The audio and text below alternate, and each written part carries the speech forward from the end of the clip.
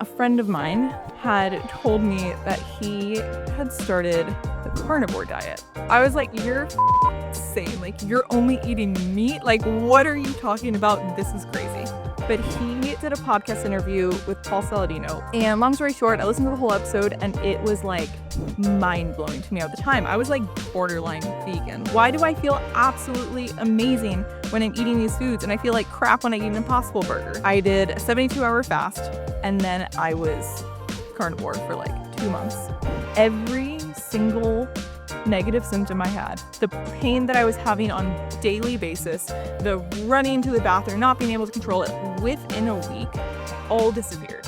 I'm really glad you figured it out at such a young age. Like, some women don't figure it out until they're like ready to start having kids. People think that the craving is like your brain, but it's actually your gut. To have this, what can be a really debilitating disorder, and to make it almost non-existent just based off the foods I'm eating is absolutely insane. I had no idea that the only time you could get pregnant was 6 days out of the month. Your body was designed to have pain-free regular cycles. Your body was designed to get pregnant and birth babies. Your body was designed to do all these things, and it knows how to do it, and it will do those things as long as you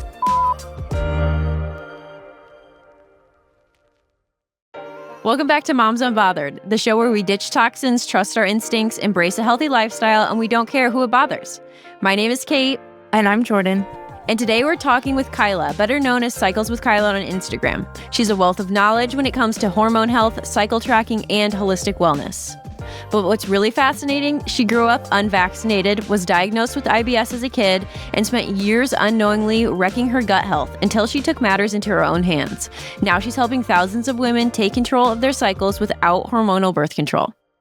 In this conversation we get into, is birth control actually wrecking your gut health, and why is no one talking about it? The real reason most women have no idea how their cycles actually work and what we were never taught in school. The insane food mistake that kept Kylah sick for years until she cut it out overnight. Why she went from clean eating to controversial carnivore diet and how it completely changed her health. The truth about getting off birth control, what happens to your body, and how it actually heals your hormones. Before we get into this, if you love conversations that challenge the status quo and help you level your health, take 2 seconds to hit that like button, subscribe if you're watching on YouTube, or leave a quick review if you're a podcast listener. It helps more moms like you find this podcast. And let's be real, the more of us out there, the less we have to explain why we don't let our kids eat McDonald's. Okay. You have a similar beginning to many of us in the crunchy space. Tell us about what catapulted you into going off birth control and fixing your health. Yeah, so my cycle journey, it's funny because I never started my health journey on like a hormone health journey. I didn't actually know that I had any issues with my hormone health, even though I hadn't gotten a period in, 6 years, I was on hormonal birth control, like all of that. I did not actually know I had a hormone health issue. My health journey started because I was having a lot of gut issues. And I had, the quote unquote IBS diagnosis since I was maybe 10 years old. I always had horrible gut pain. Like, I couldn't digest most foods. I would have gas and bloating, and it was always so painful. From the time I was really young, and every single time my parents would take me to a doctor, it's the typical answer, you have IBS, you should just avoid these foods, there's nothing you can do about it. Like, that's just how it is. And, that's really frustrating as a child to be told that you have, you're experiencing pain and all of these issues, and there's just nothing you can do about it.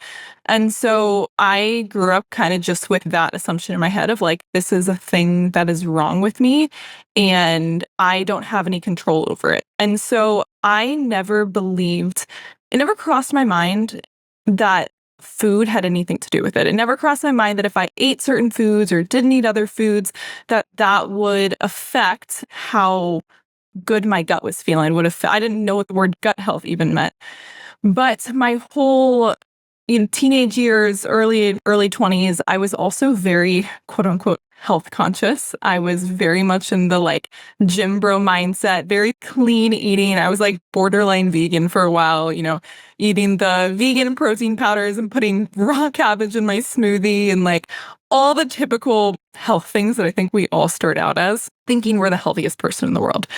And what's so funny is in those years was when I was struggling. So, like, especially in my early 20s, I was struggling so much with gut issues. I got to the point where I would have to call out of work. I would have to skip classes. I was still in college at the time because I would get this excruciating gut pain that would come out of absolutely nowhere. It would happen around like 1 or 2 p.m. every day. I would get this pain. It would like double me over. I would be on the floor sobbing and couldn't move for maybe an hour. And then the pain would go away and then I'd go about my day. And this was, eventually it was happening once a month, and then it was happening once a week. And then it started happening every single day to the point where, like I said, I couldn't go to work. I couldn't go to classes. Like, it was completely debilitating. And at that time, I started, I have to start going to doctors and figure out what's going on. And I went to the gastroenterologist and this doctor and that doctor, all of them to do all kinds of ultrasounds and testing and this and that, to then tell me, we don't know what's wrong with you. Here is a pill that you can take to relax the muscles in your gut so you stop having this pain. Like, sorry, there's nothing else we can do for you. And me being 21 years old at the time, having no idea what's going on, being absolutely terrified. I can't digest food properly. I would also have this thing that would happen to me where I would drive to work really early in the morning because I would usually start work at like 5 a.m. And I before I would leave for work, I would make the same smoothie every morning. That would be almond milk and raw spinach and raw cabbage and vegan protein powder and frozen berries and like the whole nine. And coincidentally, every single morning on my way to work, I would have like a 35-ish minute commute. I would have to desperately pull over the car halfway to work almost every single day at a gas station to run into the bathroom, like could not control my bowel movements. And so I was having that problem and I was having the pain every day, like all these things. And doctors were telling me there's literally nothing you can do. You just this is just how it is. And so obviously I was really frustrated with that and really terrified and just felt very hopeless. And so around that time, a friend of mine had told me that he had started the carnivore diet. And I remember when he told me this, I was like, am I allowed to curse on this podcast? Yeah. Of course. Okay. I was like, you're fucking insane. Like, you're only eating meat. Like, what are you talking about? This is crazy. And a few weeks go by and, he's telling me about it and how great he feels and blah, blah. And I'm like, you're effing insane. Like, this is insane. And I was scrolling through my podcast app one day, and this podcast comes up. I don't know if you guys know who JP Sears is, but he did a podcast interview with Paul Saladino, like before Paul Saladino was who he is today. No one knew who he was yet. And he interviewed this random guy about the carnivore diet. And I was like, okay, let me just listen to this and hear what he has to say. And long story short, I listened to the whole episode and it was like mind-blowing to me. I was like, oh my gosh, this makes so much sense. Because again, at the time, I was like borderline vegan. Like, I was eating all the raw vegetables, all the grains, like afraid of red meat, just all the things. And so I was like, wow, this makes a lot of sense. Like, maybe I should try this. And so I started the carnivore diet kind of loosely, like not fully. I was doing a ton of bone broth and lots of meat, and I cut out most vegetables and all the things. And I also, for the first time in my life, I fasted. And I know there's like a lot of controversy around women and fasting, and it's very nuanced, but I did a 72-hour fast, and then I was carnivore for like 2 months. And every single negative symptom I had, the pain that I was having on daily basis, the running to the bathroom, not being able to control it, within a week, all disappeared. It was utterly insane. And so I was like, okay, like I am onto something. Like this is, I'm really getting somewhere with this. And so that started the whole journey of like trying to, figure out what's going on with my gut. And eventually I saw a functional medicine doctor. And long story short, he attributed my gut issues to the fact that I was on hormonal birth control, because I had gone on hormonal birth control at 16 years old. I was put on the Nexplanon implant that they put in your arm. And I just went on it because that's what girls do. Like all my friends were on birth control. Like who doesn't go on birth control? That's crazy. And So he was the first person that was like, all these gut issues that you're having, birth control has a significant impact on your gut health. And I was like, whoa, that's crazy. So I originally went off birth control for my gut. I was like, okay, I'm going off. And at the time, it was also terrifying. So I was like, well, I don't want to get pregnant, but I know this thing is harming me, but I don't know any other way. And so that sent me down the spiral of learning about the fertility awareness method. And then, oh my gosh, there's this whole world inside of my cycle that I didn't know existed. Up until that moment, I genuinely thought that you got a period and then a few weeks of nothing went by and then you got another period. And that was just it. I didn't know what the word ovulation meant. I didn't know what progesterone was. I didn't know anything about my hormones or my cycle. I didn't know that the fact that I hadn't gotten a period in over 3 years was a sign of not being very healthy. And so that sent me into this whole world of learning about these things that I couldn't believe no one had ever taught me. And long story short, Cycle with Kylah was born. I've been off hormonal birth control now for almost 3 years. And now I teach women about how their cycle works and how they can, prevent pregnancy off of birth control and all of the things that I wish someone told me at 16. Or, they taught us in probably 5th grade, but how are we supposed to remember that? Exactly. Yeah, that's a pretty wild how everything's connected. And I'm really glad you figured it out at such a young age. Some women don't figure it out until they're ready to start having kids, and then they have to wait years and years to heal from, tens of years on birth control. Totally. It's such a wild thing that we're never taught. And when you learn it, it's it puts all the pieces together. Suddenly everything makes sense. And you realize that you're not crazy and you have control over all these different facets of your health. You're not destined to have period pain forever and all irregular cycles and PCOS and all these things. You have so much control over it and no one ever tells you. So a lot of things obviously surprised you when you were started learning about your cycle, but what surprised you the most? And can you just explain to everybody how our cycles work? I don't think a lot of us understand. Totally. Yeah. So do you want me to give the quick 2-minute overview, or do you want me to give the long story? We've got time. Yeah, we've got time. Yeah. Perfect. I think what surprised me the most and what is such an empowering thing for women is your period is not the main event of your cycle. So a lot of women, you think you have this weeks of nothing to go by and then you get a period and then a bunch of nothing again. And so you believe that when you get your period and when you get period pain and all these things, it's something that you're having to treat in that moment. You are having a painful period because something is going wrong in that moment. But when you realize that ovulation is the main event of your cycle, which we'll go into in a second, but there's all of these things that happen leading up to your period, and the health of ovulation, the health of your hormone levels in the weeks leading up to your period, all of these things are actually what determine if you're going to have a super awesome period or a sucky, painful period. And that was the craziest thing to me. Oh, also the realization that you can only get pregnant 5 days out of your cycle. I mean, come on, how do they not teach us that in high school? It's insane. So that was very, very eye-opening for me. But just for any women that don't know, or men who don't know how their women's cycle works. So they say you have 4 phases to your cycle. I like to think of it as 3 phases because I think it confuses people when you talk about ovulation as a phase. But essentially, day 1 of your period is day 1 of your cycle.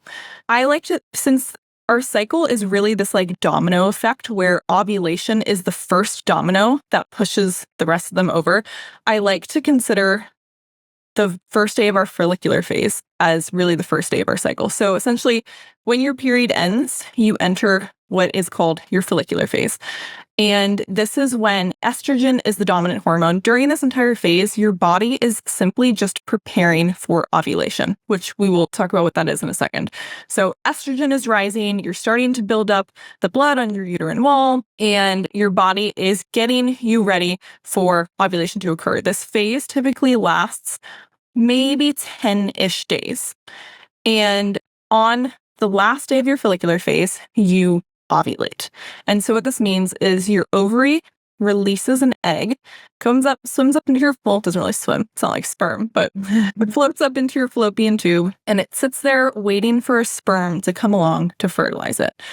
So when this egg gets released by the ovary, sits there in the fallopian tube, it lives for 24 hours. And then once it dies, you don't have another egg that can be fertilized until your next cycle, until your next ovulation. So you have this egg that's sitting there, it's waiting there alive for 24 hours.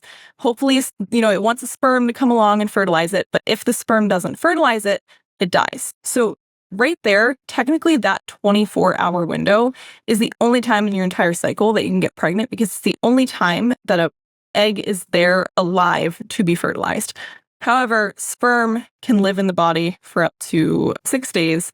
And so you have to consider the 5 to 6 days before ovulation as like chance for getting pregnant as well. Because let's say you had sex on day 13, then you ovulate on day 16, but the sperm's still there, still alive, it can go and then fertilize that egg that just got released. But essentially, so you have ovulation, which is that egg getting released, and then it dies. And that's why I hate when people talk about ovulation as a phase, because it really is this like single event that occurs. It's like your egg gets released, it sits there, and then it dies. So once the egg dies, it releases what's called the corpus luteum. So not to get super complicated, but essentially the sac. And that is what begins the release of progesterone, which signifies our luteal phase. So the luteal phase begins after the egg has died. So after ovulation has occurred, we enter our luteal phase, which is 12 to 14 days long, and it's essentially characterized by the rise in progesterone. So progesterone is the dominant hormone in our luteal phase. And side note, if you are on hormonal birth control, you don't ovulate, which means you never produce progesterone. Progesterone is an extremely important hormone in the female body. It is vital for our health. And we don't produce any progesterone when we're not ovulating. You have to ovulate to then produce progesterone. So anyways, we're in our luteal phase, we're producing progesterone, and then once our body runs out of progesterone, once this corpus luteum runs out of progesterone, progesterone tanks, and that is the trigger for your period to begin. It's the trigger for the uterine wall to start shedding.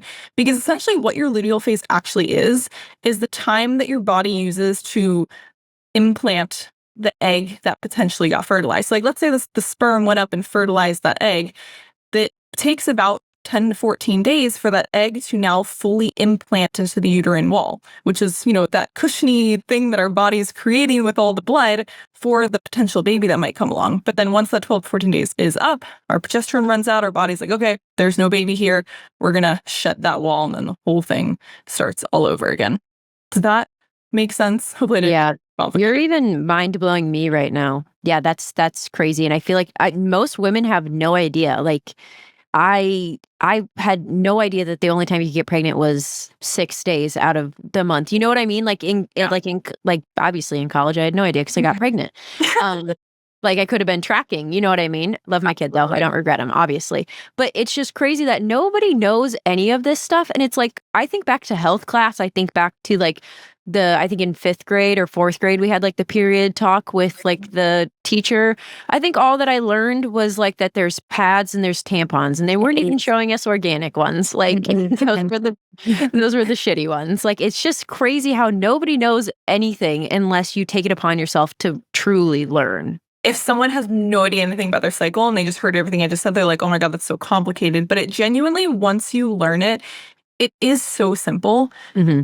And it's not supposed to be rocket science. And that's like the one side note, the one like stick that I have with the whole like cycle syncing space is people try to make your like the female cycle rocket science, where it's like, in this phase, you're only supposed to do this thing and eat this food. And then in this phase, you do this thing and eat that food. And it's like, okay, it doesn't have to be that complicated, because our cycle is not complicated.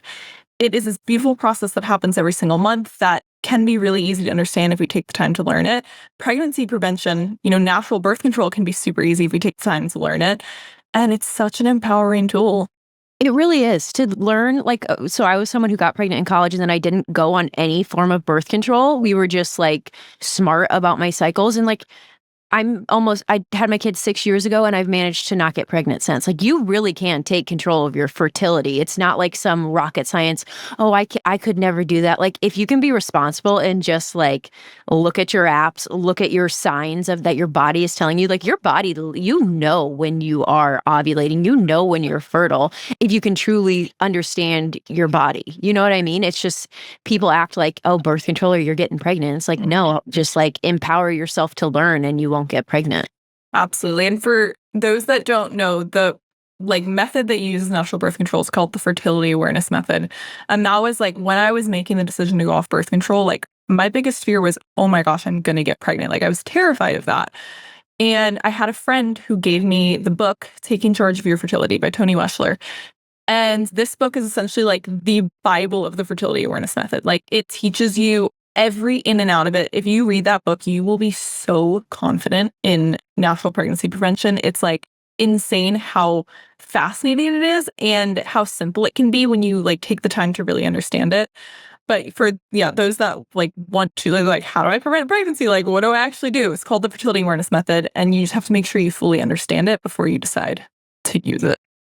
I don't want anybody to feel bad listening. Like if you're a woman, you're like, I had no idea. Like none of us really have any idea. I was 25 when I went off birth control. That's when I learned about ovulation and like not being able to get pregnant certain days of the month. Like no one teaches us these things. So like don't feel bad. Now's the time to just sort of learn more and kind of take control of yourself. I avoided pregnancy for 5 years until we were ready to try for a baby. But it's like can be super intimidating. Like you're listening to this and thinking, oh my gosh, like how have I lived my whole life not knowing? But like no time like the present to start learning. To start learning and to like teach our kids one day. Like I feel like this is the generation that is finally going to normalize true cycle education. Like our daughters are going to know how their cycle works, which is insane. For sure. Absolutely. So when you kind of said like you don't have to make it complicated, you don't have to be eating a certain way, whatever, can you tell us like what a typical day of eating is for you? And I assume you don't do any like I know people do like seed cycling and all of those things. Like what do you do and what's your opinions? Yeah. So, well, first say I strayed away from the carnivore diet a long time ago. It was a phenomenal tool to help me heal. I don't think it's a great tool long term for women, but it can be like it is a great form of medicine for when you need it. Now my diet is much more, I mean, it's very well-rounded. I think people think like the crunchy like way of eating is very restrictive, but it honestly is the most non-restrictive way because like I eat all of my favorite foods. Like I indulge in so many things and I feel great. So the way that I guess it's so hard to say typical day of eating because every week looks so different for me. It's not because I'm like following like rules for my cycle. It's just because like I really have become in tune with my intuition and my body's cravings. And it's taken a really long time to step away from eating based on what the quote unquote science and people on the internet tell you to eat and more eating based off of like, okay, I understand all these principles and what is my body craving right now and like what would serve my body well. And so I eat very much in that way. It's like, yes, I'm following the principles. Yes, I'm going to make sure like I have protein with my meals, but also I eat what like intuitively feels right in the moment. And that also, I know it sounds so frustrating for people when they're like, how the hell do you even do that? Like, what does that mean? And I used to think that too. And I think the more connected you get to this, like the signals and the communications your body is giving with you, you understand it. Because like even back when, I was struggling so much with my gut issues, I literally could not connect in my brain. I eat this food and then half an hour later, I feel horrible and bloated and disgusting. There was no connect in my mind of like, oh, maybe the food caused that. I didn't understand that, which is crazy to think now. But when you start to get connected to like, okay, I eat a food and then like, how do I feel after I eat that food? You just start to become much more in tune to your body. So anyways, day of eating, I'll just go with how I've eaten like the last few days. Breakfast for me, sometimes I'll fast in the morning, sometimes I won't. And fast just means like a few hours after I eat in the morning when I'm hungry. And so sometimes I wake up and I'm like ravenous, and sometimes I wake up and I'm not hungry at all. And like I take that as my body's intelligence to communicate with me whether it's hungry or not. So in the morning, I have my current like breakfast obsession is I've been getting the Force of Nature bison sausages, and I'll cut it up into little pieces and I'll like make it kind of crispy in a pan, and then I'll crack like 2 or 3 eggs and scramble the eggs with that. And then I always grate like raw Parmesan cheese over my eggs. It is so good. And I'll have that with like a side of fruit. I'm really, really, really big on only eating what's in season. And so I'll grab like whatever fruit is seasonal right now. So right now I'm obsessed with pomegranates and persimmons. Is that how you say it? I never eaten one literally until 2 weeks ago. They're great. So I'll do the eggs and a little bit of fruit in the morning. And sometimes I'll do like half a sweet potato with my breakfast. I personally don't really eat grains. I'll eat sourdough here and there, but that's like one of the few things that I never really added back into my diet in the last few years because I can actively feel that my gut doesn't like it. So like every once in a while I'll have sourdough, or when I make baked goods, I'll use like einkorn flour, but I'm not really eating like breads and things like that every single day. So I'll have like maybe half a sweet potato with breakfast, and then I always have my raw milk latte. I do some like raw milk and a decaf espresso shot, and I'll throw an egg yolk in there. I'll throw some gelatin powder and a little bit of maple syrup. My coffee's like the most exciting part of my whole day. And then that's pretty much my breakfast. For lunch, I had a ancestral blend, like the Force Nature ancestral blend, just like beef all scrambled up with some avocado and some cheese on top. And I was doing like a, what do you call it? Like a nacho bowl. So I was using like some cassava chips. And then my meals are so boring, honestly. It'll be the same thing. It'll be like a steak or beef with like a small salad or some ground beef, or yeah, I don't know. I eat what my body wants, and I've trained my body to want really nourishing foods. I know I hear that a lot. People are like, well, my body's craving cookies like all the time. Like I just only want to eat cookies. And I'm like, well, your body's telling you something when, you need to listen and figure out what it really is lacking. And that's what it's asking for. I used to have the most insatiable sweet tooth like ever. It was almost like it controlled me. Like if there were cookies in front of me, I could not eat them. I was addicted to sugar, and I just had like such intense cravings. And truly, when you heal, because the cravings, people think that the craving is like your brain, but it's actually your gut. Like the bacteria in your gut, the bad bacteria in your gut, which feeds off of sugar and all of these horrible things. Sugar's horrible, but processed sugars and things like that will then signal to, because if you're starving out that bad bacteria, you're not giving it all its processed sugars that it wants. The bacteria wants to live. And so it's going to signal to your brain, hey, we need some processed sugar and things like that to keep us alive. And then your brain communicates that to you as a craving. You think it's a craving, but really it's bacteria in your gut that's dictating what you're eating. And so when you heal your gut, these cravings go away. It's really insane. So you talk about ancestral nutrition. Can you explain to people what you mean by that? Totally. It's really just like how were humans designed to eat? Were we designed to eat synthetic food created in a lab? That's when it's like when people have the argument over like the perfect one is red meat versus like plant-based meat. Like, oh my gosh, which one is healthier? With every single food I eat, go back to what were humans designed to eat? What have we been eating for thousands of years and thriving? And it certainly was not plant-based meat created in the lab. Not that there's anything wrong with plant-based foods themselves. There's nothing wrong with beans or legumes or things like that. But these like synthetic foods that we're creating to try to replace real food is terrifying. And so that's just like, that is my gold question whenever I'm like, should I eat this food or should I not eat this food? It's like, what was our ancestors eating? What were our great grandparents eating before like food processing and all these things existed? And then also like, what were my specific ancestors eating? Because I think a lot of people don't realize that your gut health is determined by the gut health of your parents and grandparents and great-grandparents, everyone behind you. And so if you, for example, like I drink raw dairy like it's water. I drink so much raw milk because my gut tolerates milk really, really, really well. My best friend, who is Swedish, comes from a very, very, very long line of family members that could not tolerate dairy.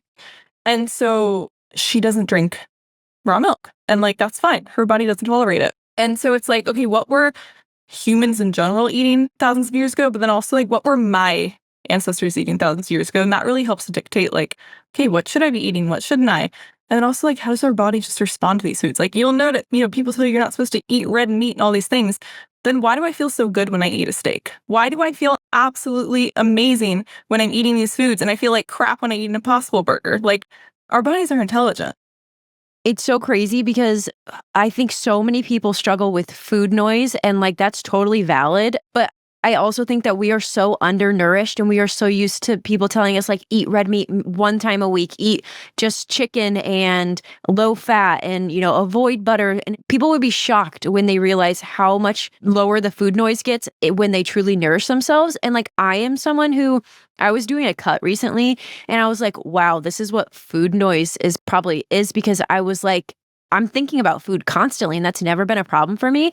So I told the guy I'm working with, I was like, hey, I got to get out of the cut. Like I'm not meant to be measuring out how much steak I can eat or how much butter I can use.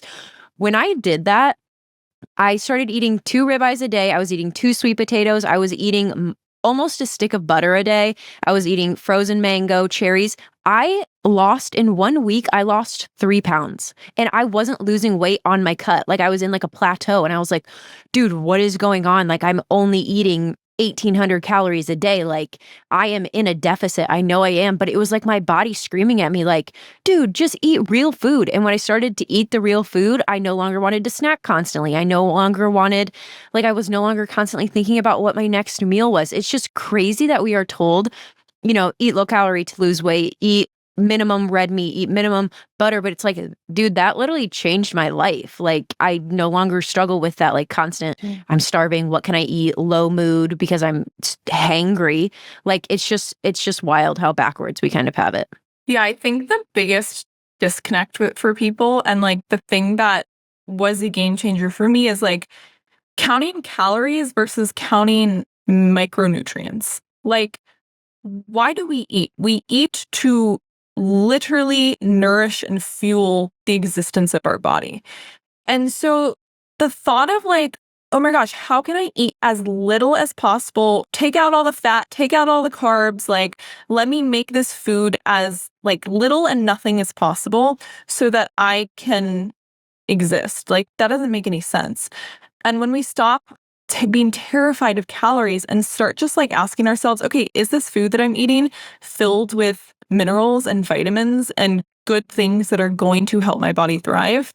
Or is it empty of those things? And use that as our measure of like which foods we should be eating. Suddenly you're eating, you know, these ancestral foods, you're eating these foods that people are terrified of, but you feel great and your body is energized, and shocker, you lose weight. And it's like, it just makes so much sense. For sure. So your parents are like, to me, kind of the OG crunchy parents because you were only vaccinated as like a baby and then they stopped. So Kylah is living proof that if you don't vaccinate your kids, you're not going to die of polio. It's okay to have the chicken pox. But that is so fascinating to me because I feel like our generation, like I have a couple friends who are not vaccinated and like their parents just knew to not, but like the norm was just to get whatever the doctors were giving. So can you kind of explain like why your parents did that? Yeah. So I don't know if actually my parents would even have vaccinated me at all. I was born in South Africa. All of my family's in South Africa. And when you immigrate to America, you are required to get a crap ton of vaccines. And so when we immigrated to America, I was 9 months old, and literally in one day, I think they gave me 20 vaccines. It was absolutely insane.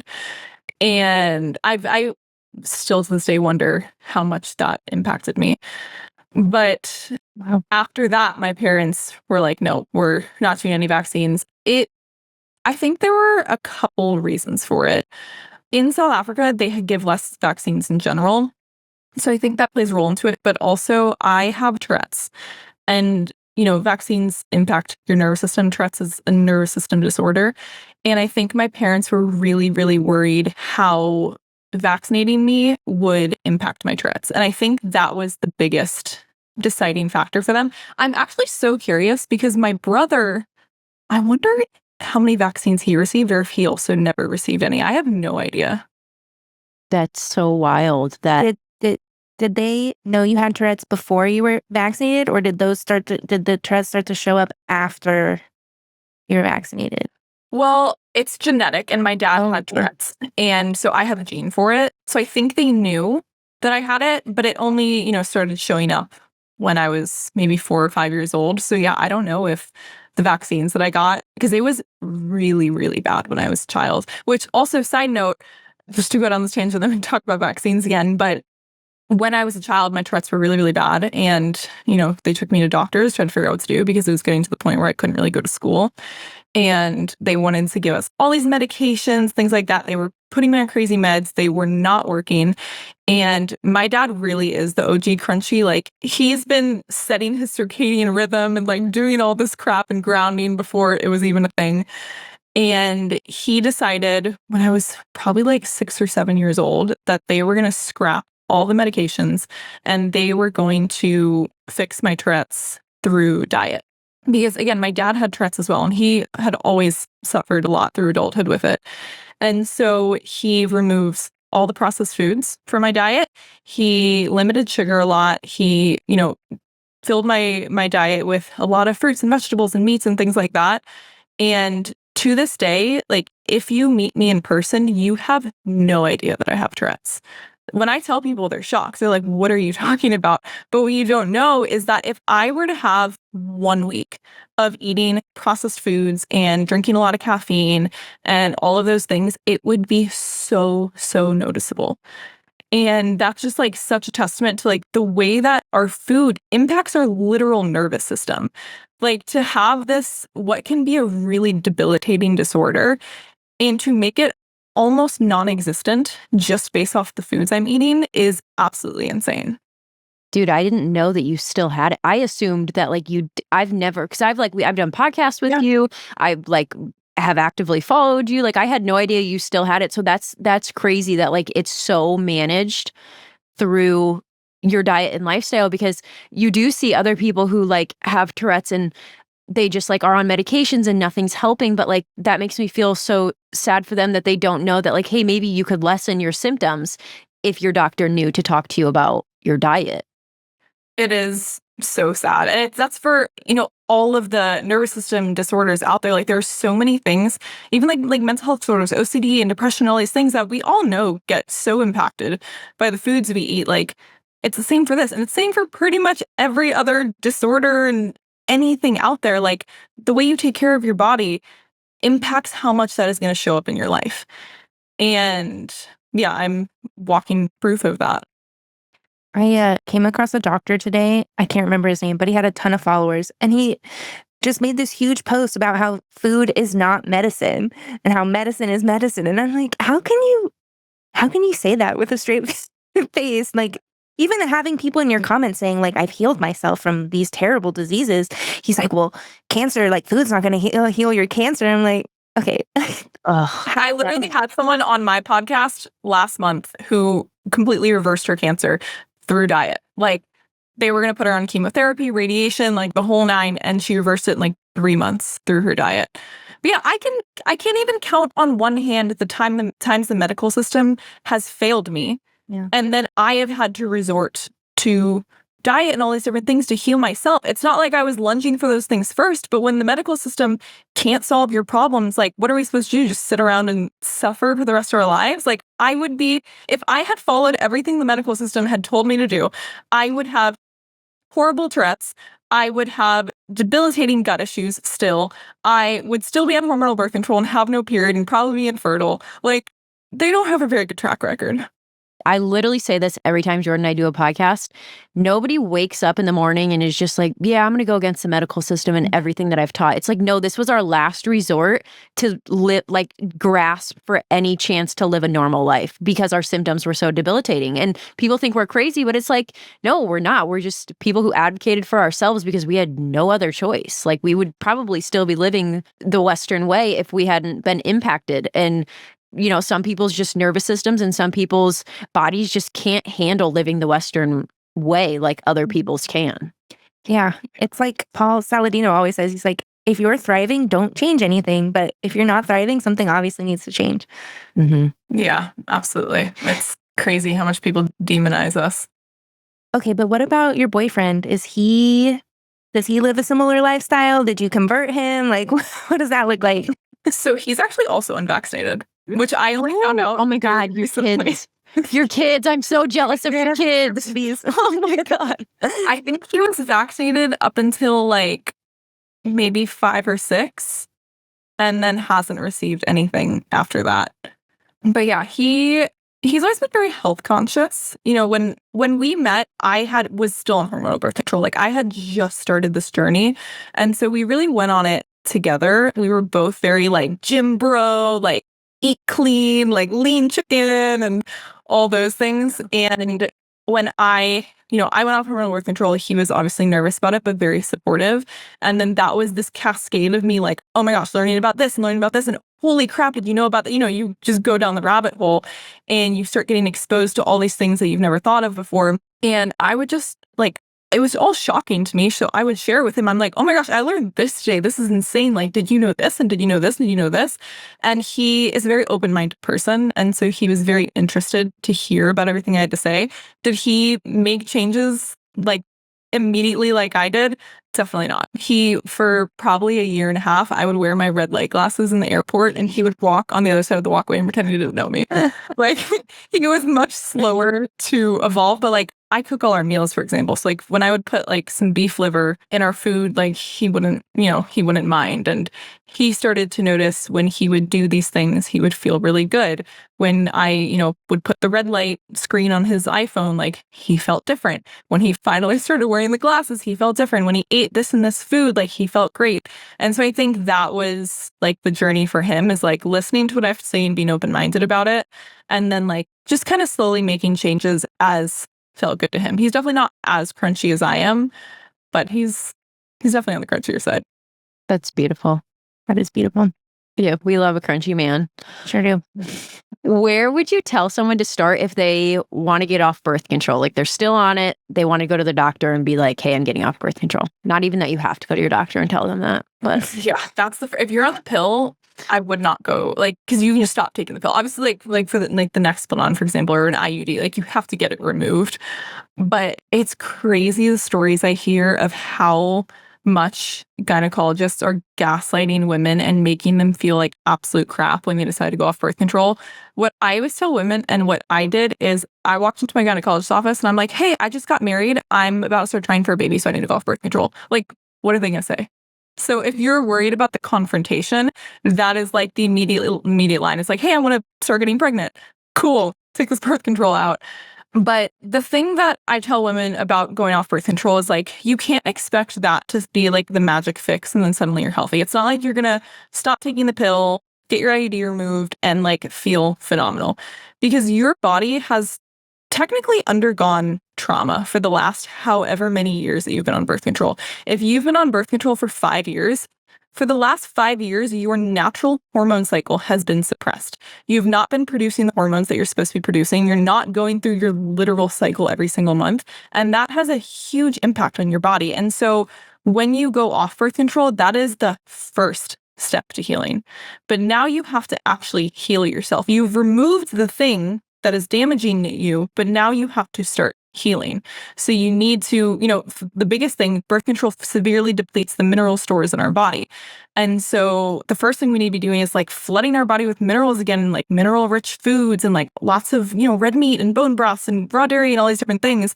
Like you need to give your body the things that it is now depleted in and lacking. And now you have to support your body in a way that it can heal itself and thrive. I tell women that, your body was designed to thrive. Your body was designed to have pain-free regular cycles. Your body was designed to get pregnant and birth babies. Your body was designed to do all these things and it knows how to do it and it will do those things as long as you support it in doing so. You don't need to do all these crazy things to, make your cycle come back. You just need to give your body the tools it needs to thrive. If you're sleep deprived and eating crappy processed foods and working yourself into the ground and like all of these things that are not conducive of a healthy body, your body's now like in a state of trauma and you're traumatizing it even further. Like, of course you're not going to heal.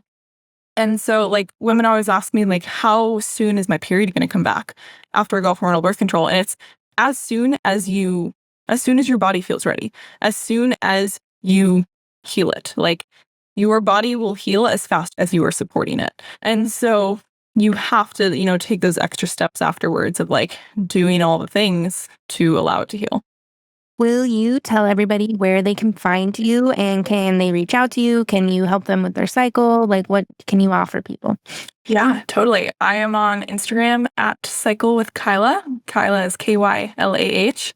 I have a podcast. It's called the Intentional Health Podcast.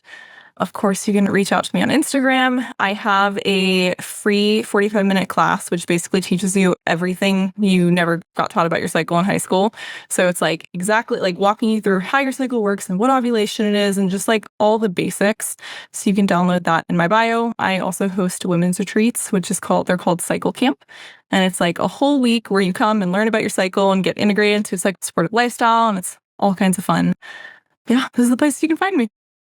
That's amazing. Well, thank you so much for coming on. I know so many women are going to just be mind blown by this episode, especially if we were part of the public education system.